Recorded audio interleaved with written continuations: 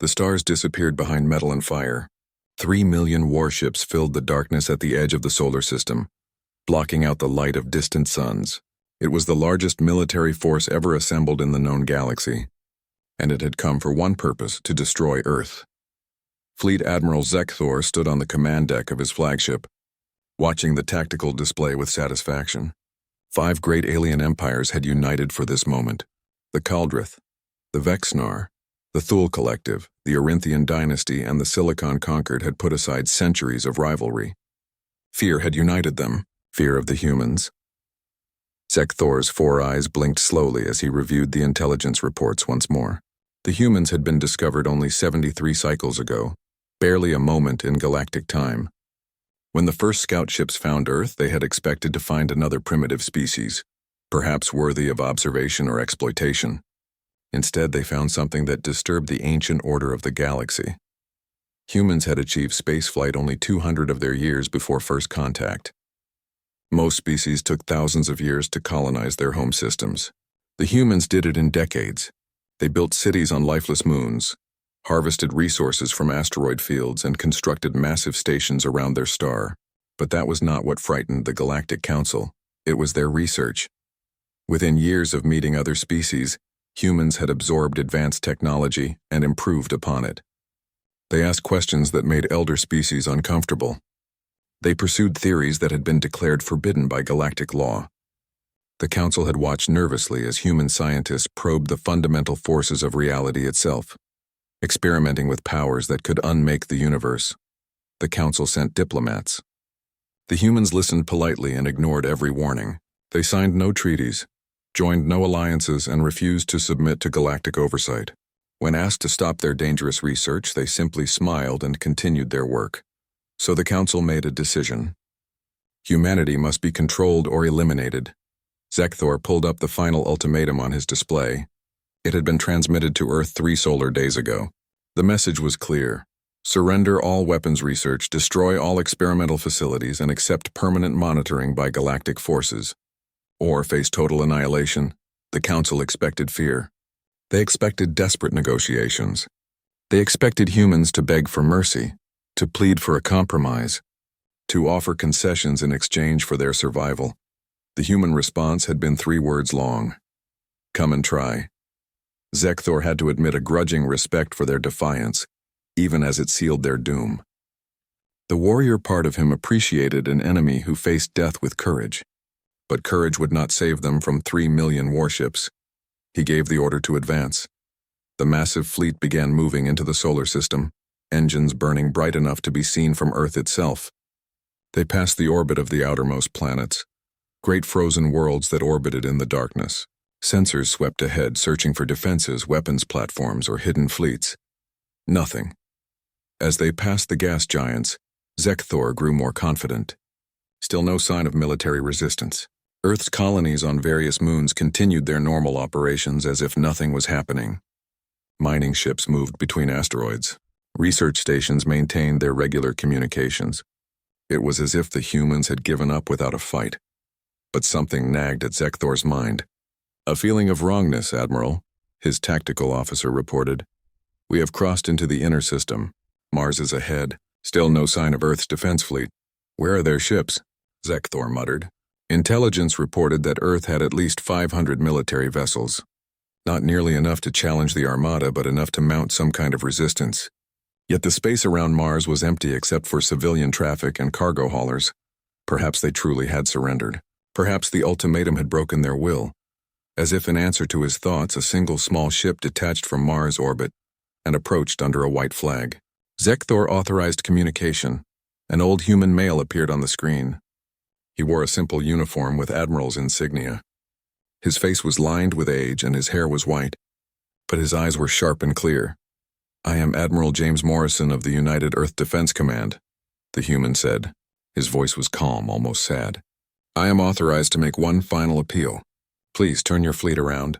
Leave our system. You do not understand what you are doing. Zekthor felt a surge of triumph. The humans were going to beg after all. It is too late for negotiations, Zekthor replied. Surrender unconditionally or be destroyed. Those are your only options. The old human closed his eyes for a moment. When he opened them again, Zekthor saw something in them that made his blood run cold. Not fear, not desperation, pity. "We tried to warn you," Admiral Morrison said quietly. "We tried to warn the Council for decades. We told them what we had discovered. We told them we would use it only to defend our home. We begged them not to force our hand."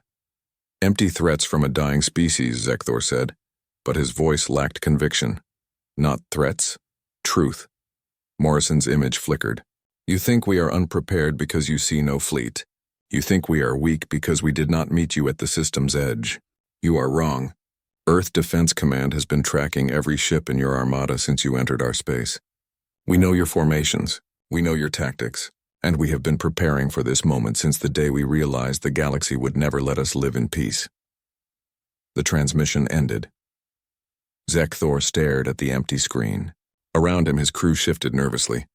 The Admiral straightened his spine and pushed away the doubt. They had come too far to turn back now. "All ships," he commanded, "continue advance. Prepare to enter Earth orbital space." The Armada moved forward into the trap. The alien Armada crossed deeper into human territory. Neptune fell behind them. Then Uranus, their icy atmospheres reflecting the light of 3 million engines. Still no weapons fired. Still no defense fleet appeared. The silence from Earth was absolute. Commander Vrillax of the Vexnar contingent contacted Zekthor on a private channel. Her voice carried a mixture of confidence and confusion. "Admiral, this is too easy. Where are their defenses?" Zekthor had been asking himself the same question. His tactical display showed civilian stations throughout the system continuing normal operations. Cargo ships moved between planets. Research vessels orbited Jupiter's moons. It was as if Earth had decided to simply ignore the invasion force. Perhaps their courage failed them, Zekthor suggested, though he did not believe his own words. The old human admiral's eyes haunted him. That look of pity. The fleet passed Saturn, its rings glittering in the starlight. Zekthor noticed something odd on his sensors. Hundreds of satellites and small stations dotted the space around the giant planet. They had been dormant when the Armada approached, but now they were powering up. Energy readings spiked across all of them simultaneously. "Weapons platforms?" his tactical officer asked. "Scan them," Zekthor ordered. The results came back moments later. "No weapons detected, Admiral. They appear to be research stations, scientific equipment only." Zekthor felt the tension in his shoulders ease slightly. Just scientists at work, even in the face of invasion. Typical human foolishness. The Armada continued forward, crossing into Mars orbit. The red planet hung in space like a drop of blood. Human colonies dotted its surface, visible as points of light on the dark side. Still no military response. Then from Mars orbit another ship approached. Not a warship, another diplomatic vessel. This time a human woman appeared on the screen. She was young, perhaps 30 human years, wearing the white coat of a scientist rather than a military uniform. "My name is Dr. Sarah Chen," she said.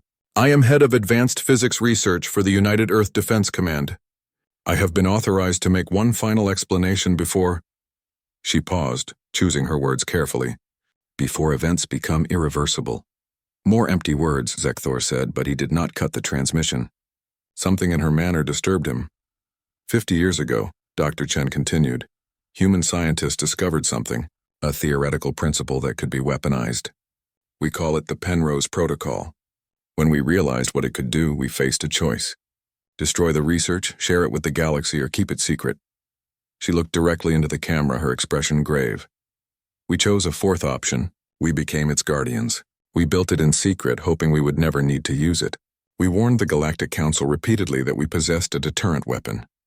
We told them its nature would make conventional warfare impossible. We begged them to leave us alone. Enough of this, Commander Vrillax interrupted on the shared channel. They are stalling for time. All ships increase speed. Prepare weapons, Dr. Chen heard the transmission. You think we are stalling? You think we are afraid? You are half right. We are afraid, not of you, but of what we must do to stop you. Admiral Zekthor, please. Order your fleet to retreat. Once we activate the protocol, there is no stopping it. No defense. No escape. Zekthor felt his 4 hearts beating faster. The human's voice carried absolute certainty. Not bravado, not bluffing. Simple, terrible truth, but he had his orders. 3 million ships could not retreat based on the words of one frightened scientist. All ships, he commanded, continue advance. Ignore their threats. Prepare for orbital assault on Earth. Dr. Chen closed her eyes. When she opened them, they glistened with moisture. Humans cried, Zekthor remembered. Such a strange species, then I am sorry, she said softly. I am so sorry. The transmission ended. For exactly 3 seconds, nothing happened. The armada continued forward, crossing into the inner solar system. Earth hung ahead, a blue and white jewel against the darkness. So beautiful, Zekthor thought. Such a shame to destroy it. Then every scientific station, every satellite, every research facility in the inner solar system activated simultaneously. Zekthor's tactical display lit up with energy readings that made no sense. Power levels that exceeded anything in his experience. Not fusion, not antimatter, something else. Something that made his instruments scream warnings. What is that? His tactical officer shouted. What are those readings? On the main view screen, space itself seemed to shimmer. Reality bent like heated glass. Zekthor watched in horror as small points of absolute darkness appeared throughout the system. Not shadows, holes. Gaps in space where nothing existed, not even vacuum. They are creating singularities, his science officer whispered in disbelief. Controlled black holes. Thousands of them. Zekthor felt his blood turn to ice. It was impossible. No species had ever successfully weaponized gravitational manipulation on this scale. The power requirements alone should be impossible. The risk of losing control would destroy the entire system. But humans had done it anyway. All ships, emergency retreat. Zekthor screamed into his communicator. Scatter formation. Maximum speed. Evacuate the inner system immediately. Too late. The singularities stabilized, and from each one, invisible waves of gravitational force rippled outward. Not random, precisely calculated, mathematically perfect. The humans had known exactly where every ship in the armada would be. They had been calculating firing solutions for days. The leading edge of the fleet, more than 500,000 ships, entered the kill zone. Zekthor watched on his tactical display as the icons representing those ships simply vanished.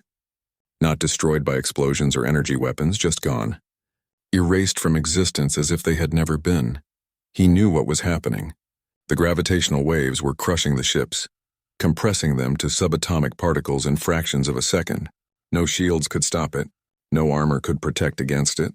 Reality itself was being weaponized. Retreat! He screamed again, but his voice was lost in the chaos of 3 million ship captains realizing they were going to die.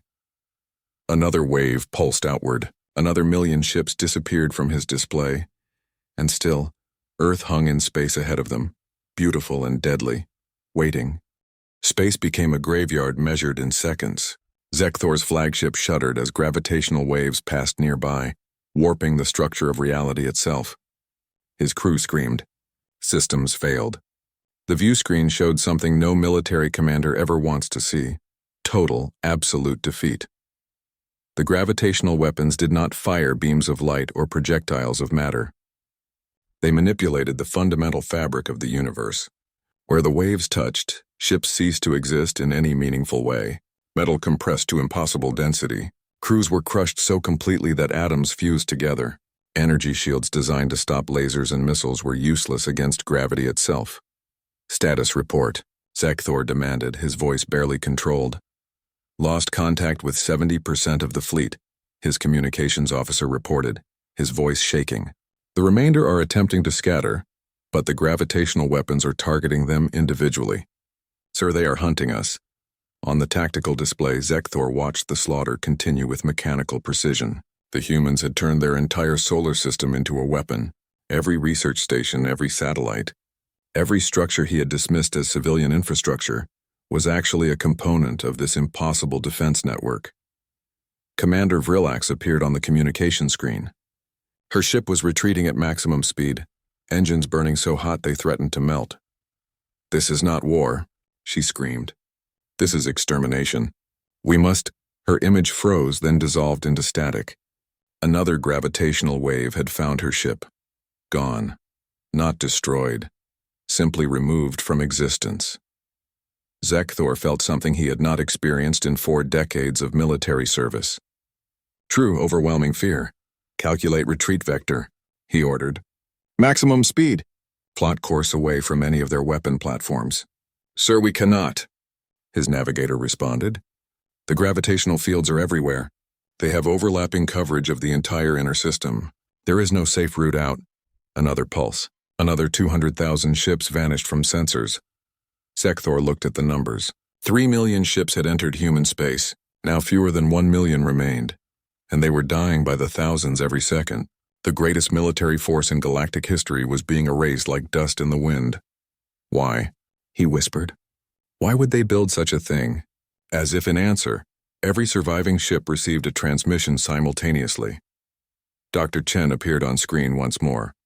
Behind her, Sekthor could see the lights of a command center. Humans worked calmly at their stations, monitoring the destruction of the invasion force with quiet efficiency. To the surviving members of the Kaldrith Armada, Dr. Chen began, her voice heavy with sorrow. I want you to understand what is happening. The Penrose Protocol uses controlled singularities to generate gravitational shear waves. These waves propagate at the speed of light and cannot be blocked by any known defense. They do not destroy ships. They compress matter itself to quantum scale. She paused, letting the words sink in. This weapon is not new. We completed the first prototype 50 years ago. When our scientists realized what they had created, there was a debate. Some wanted to destroy all research. Others wanted to share it with the galaxy. I was part of the team that argued for a third option. On his view screen, Sekthor saw another wave pulse through space. More ships died. We chose to become the guardians of this technology, Dr. Chen continued. We knew that if such a weapon became common knowledge, the galaxy would descend into chaos. Any species with access to singularity weapons could threaten entire star systems, so we kept it secret. We built it quietly. We warned the Galactic Council that Earth possessed a deterrent weapon, but we never explained its nature. We hoped we would never need to use it. We sent diplomats. We tried negotiation. We attempted to find a peaceful coexistence. The Council refused. They demanded submission or death. So we chose a third option, survival, another pulse. The alien fleet was now less than 500,000 ships. You are witnessing the consequences of forcing our hand. Every ship that has died today is a tragedy we did not want. We tried to warn you. We gave you every chance to turn back. You chose to interpret our warnings as weakness. Dr. Chen's expression hardened. Let me be clear. This is not the full extent of our capabilities. What you are experiencing is limited to the inner solar system.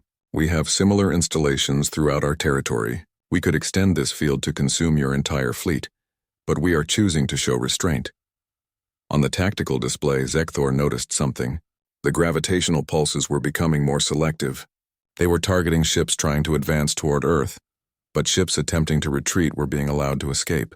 The humans were herding the survivors outward, away from the planet. This is your only chance, Dr. Chen said. Order all remaining ships to retreat immediately. Set course out of our system. Do not attempt to regroup for another attack. Do not send reinforcements. Leave now and we will cease fire. Sekthor looked at his crew, young faces, terrified faces, waiting for his orders. He had led them into this hell. He had dismissed the human warnings as bluffing.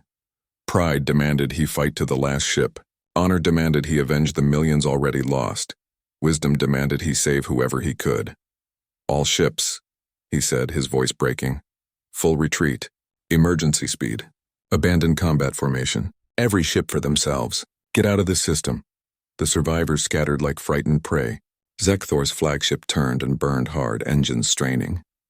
Behind them, the gravitational weapons fell silent. The humans were keeping their word. Ships retreating were being allowed to escape, but ships attempting to hold position or continue toward Earth were still dying. Sekthor watched as several squadron leaders, refusing to accept defeat, tried to rally their forces for one final push. They lasted 3 seconds. The retreat became a rout. Discipline collapsed. Ships crashed into each other in their panic to escape. Some attempted to jump to faster than light speeds while still in the gravity well, tearing themselves apart. Others pushed their engines beyond safety limits and exploded. The humans did not fire on any of them. They simply let fear and chaos do the work. Within 10 minutes of the first gravitational pulse, the battle was over. Less than 100,000 ships escaped human space. 3 million had entered. 97% casualties. The worst defeat in recorded galactic history. Sekthor's flagship limped away from Earth, damaged and broken. On his view screen, he looked back at the blue planet one final time. It hung there, peaceful and beautiful, as if nothing had happened. as if 3 million ships had not just been erased from existence in its defense. Admiral Morrison's final words echoed in Zekthor's mind. We tried to warn you. They had. And the galaxy had not listened. The journey back to Kaldrith space took 17 days. 17 days of silence and shame. The surviving ships limped through empty space, damaged and demoralized. Zekthor spent those days preparing his report, knowing that every word would be analyzed by the Galactic Council. How do you explain the impossible? How do you tell the Council that the greatest military force ever assembled was destroyed in minutes by a species barely 2 centuries old? On the 14th day, Zekthor received an unexpected transmission. It came directly from Earth, tight beam encrypted, addressed to him personally. He almost deleted it, but curiosity overcame pride. Dr. Sarah Chen appeared on his screen. She looked tired, as if she had not slept since the battle. Admiral Zekthor, she began, I wanted to speak with you privately before you report to your council. I want to explain something that your leaders need to understand. Something about why humanity fights alone. Zekthor said nothing. He simply listened. 50 years ago, when we first discovered the Penrose Protocol, our world changed forever. The lead scientist on the project, Dr. Kenji Yamamoto, realized immediately what we had created. Not just a weapon, but a threat to the entire universe. Dr. Chen pulled up a holographic display, showing complex mathematical equations. The Penrose Protocol manipulates gravitational forces at the quantum level. In the wrong hands or with a single miscalculation, it could trigger a cascade reaction. Space itself could become unstable. We could accidentally create a true vacuum decay event, a bubble of absolute nothing that expands at the speed of light, erasing everything in its path. Not just life, but matter itself. The entire universe could be destroyed. Zekthor felt his blood chill. He had not considered that possibility. The humans had not just created a weapon. They had created a potential doomsday device. We were terrified, Dr. Chen continued. Terrified of what we had made. Terrified of what it meant. So we debated. For 3 years, the greatest minds on Earth argued about what to do. Some wanted to destroy all research and never speak of it again. But we knew that once a discovery is made, it cannot be unmade.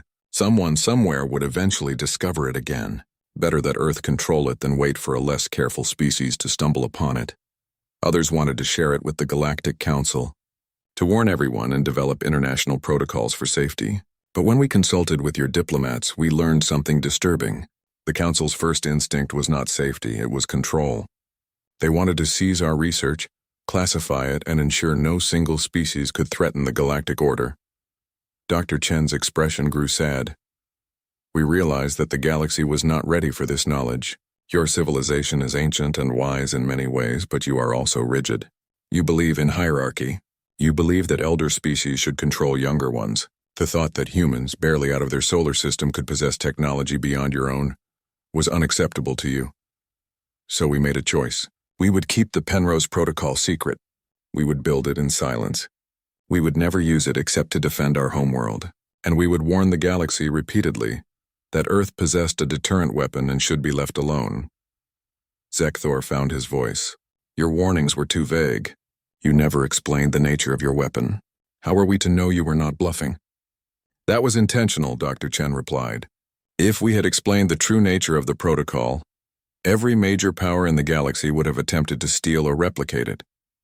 War would have come sooner. More would have died. Instead, we tried to discourage aggression through uncertainty. She leaned forward, her eyes intense. Admiral, I need you to understand something. Humanity does not want to be a galactic power. We do not want to conquer other worlds or impose our will on other species. We have no interest in joining your councils or your alliances. We simply want to be left alone to develop at our own pace, in our own way. But the galaxy would not allow that. Your council saw our independence as a threat, our rapid technological advancement as dangerous, our refusal to submit as arrogance. So you came to destroy us, and we defended ourselves in the only way we could. The transmission paused as Dr. Chen gathered her thoughts. What happened 3 weeks ago was not a victory for humanity. It was a tragedy. 3 million ships destroyed. Billions of lives lost. We carry that burden now.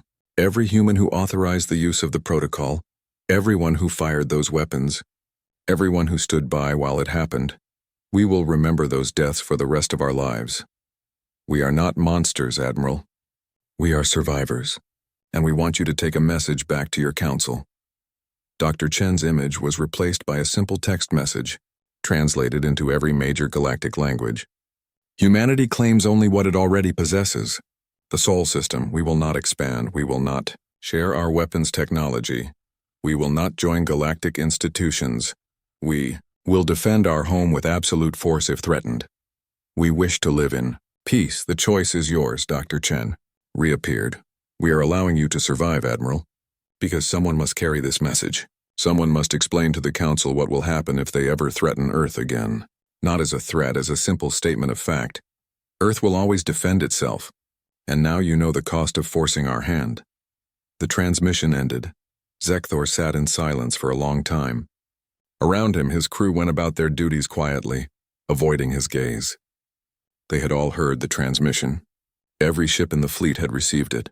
The Admiral looked at the star charts showing the vast expanse of the galaxy. Thousands of inhabited worlds, hundreds of species, countless civilizations, each with their own history and culture, and now, one small blue planet that the entire galaxy would fear forever. He began writing his report, knowing that nothing he wrote would truly capture what had happened. How do you explain to those who were not there? How do you make them understand? In the end, he wrote only the truth. The humans had warned them. The Council had ignored those warnings, and the price had been paid in blood and fire. Whether the Council would learn from that lesson remained to be seen. The Galactic Council chamber fell silent as Admiral Zekthor finished his report. 100 representatives from across known space sat in shock, staring at the tactical data on their displays. The numbers were impossible to deny. 3 million ships entered human space. Less than 100,000 returned. Chancellor Mortok of the Kaldreth Empire was the first to speak. His voice shook with rage.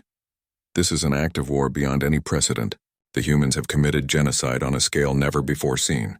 They must be punished. We must assemble every ship, every weapon, every resource, and destroy them completely before they threaten the entire galaxy. Murmurs of agreement rippled through the chamber. But not everyone agreed.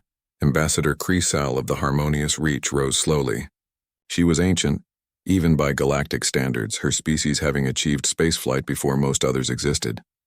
Chancellor, with respect, did you hear the Admiral's report? The humans did not attack us. We attacked them. They warned us repeatedly. We chose to ignore those warnings, and now you propose to repeat the same mistake? They possess weapons that could destroy the galaxy. Mortok shouted. They cannot be trusted with such power. And who should be trusted?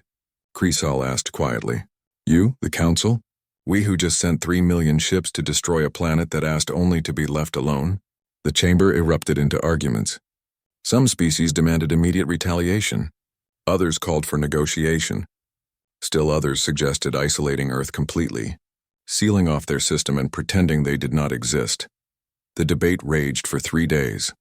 On the 4th day, Earth made the decision for them.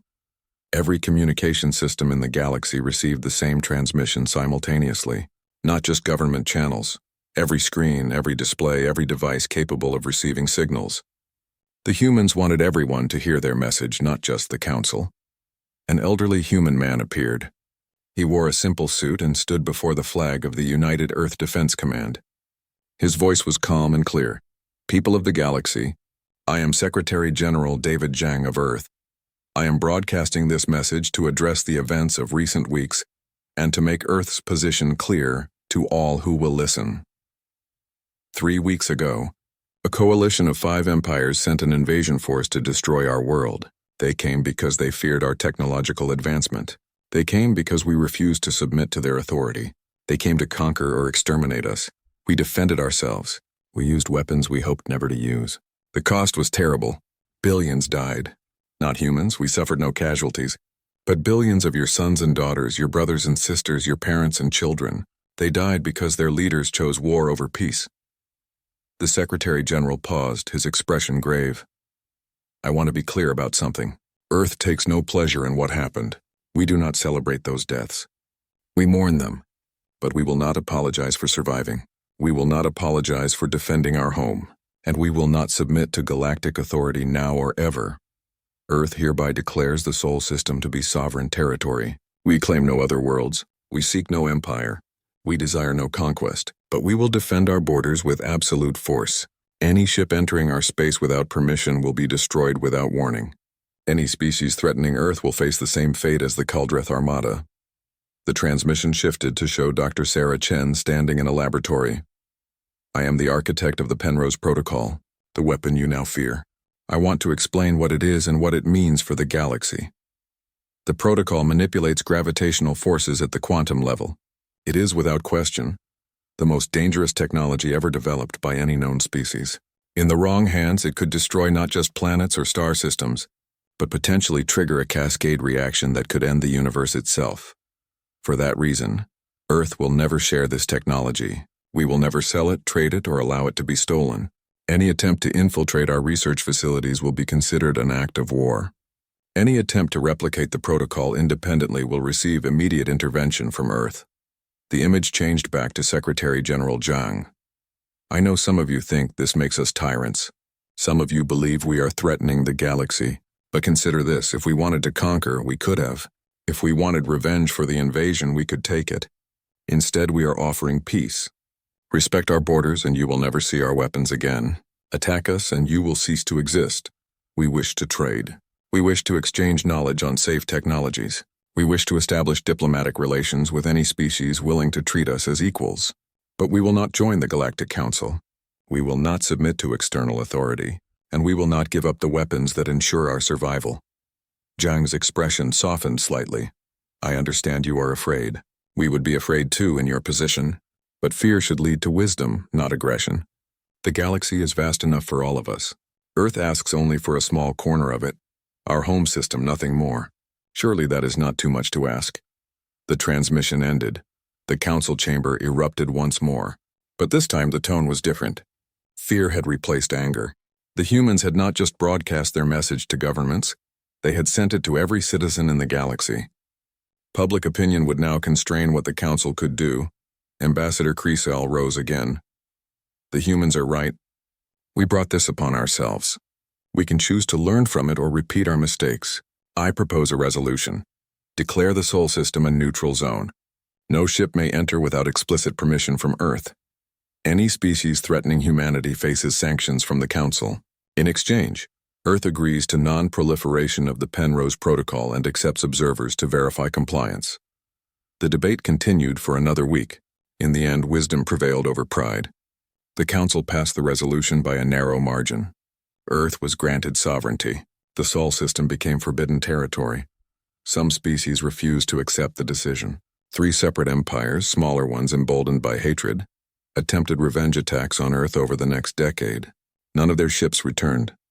After the 3rd attempt, no one tried again. Earth kept its word.